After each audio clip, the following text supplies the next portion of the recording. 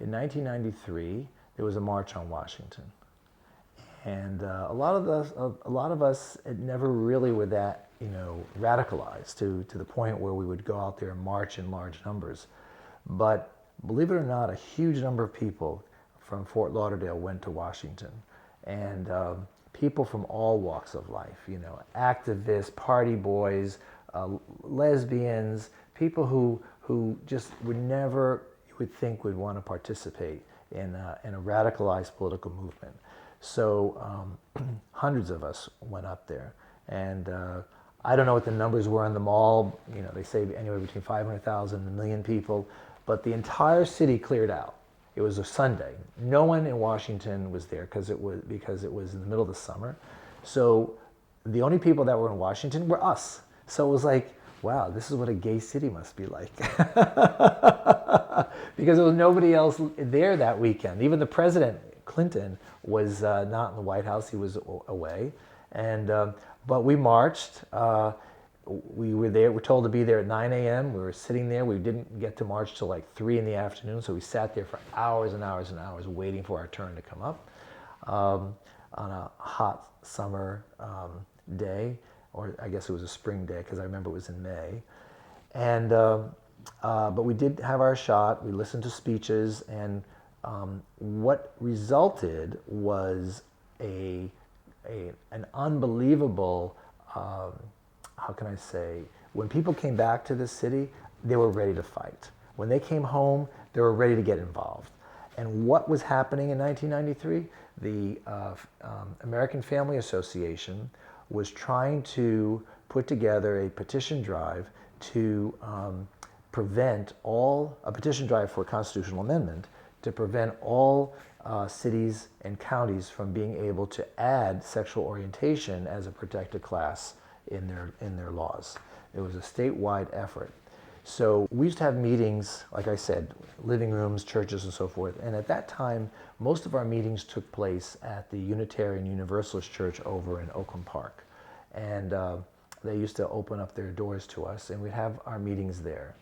And what happened was, I was coming home from, my office was in Coral Springs at the time, and Alan Turrell called me, and he says, "Dean, you need to come to this meeting."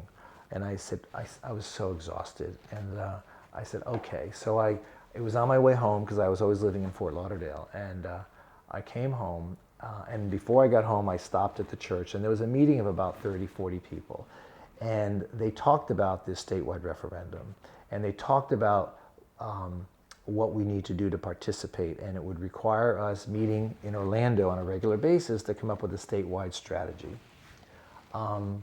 So Alan said, "You need to put your name in this," because we were going to pick one representative, a male, and one female from each county.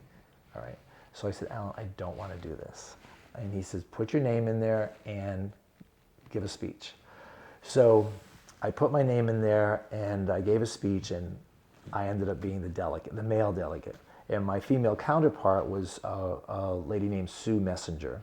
So we would go up there, and there were people from all corners of Florida: Jacksonville, Tampa, St. Pete, Fort Myers, Miami, everywhere. We all met there. It was interesting, not because we accomplished anything, which we accomplished very little. There was a lot of infighting, a lot of territorialism, a lot of feeling of sexism. There was a radical lesbian component of this, that anything I would say, they would immediately dismiss as being insignificant or inaccurate. And it was really weird, because I thought we were there to, here I am all, doughy-eyed and thinking that, we're all out there to save the world, and they were all out there to save something else. I don't know what, but they were pushing feminism, and I was pushing equality. So for everyone. So at the end of the summer, we decided, because the petition drive was moving along and we needed to do something. So we decided at midpoint that we all go back to our communities and see what we can do to drum up a resistance movement at home. So we formed an organization called Broward United Against Discrimination. The statewide effort was called Florida United Against Discrimination. In Miami-Dade, they formed Save-Dade, which is what you have today as SAVE. And I believe SAVE stood for Saving American Values for Everyone. Uh, and met a lot of good people throughout this effort.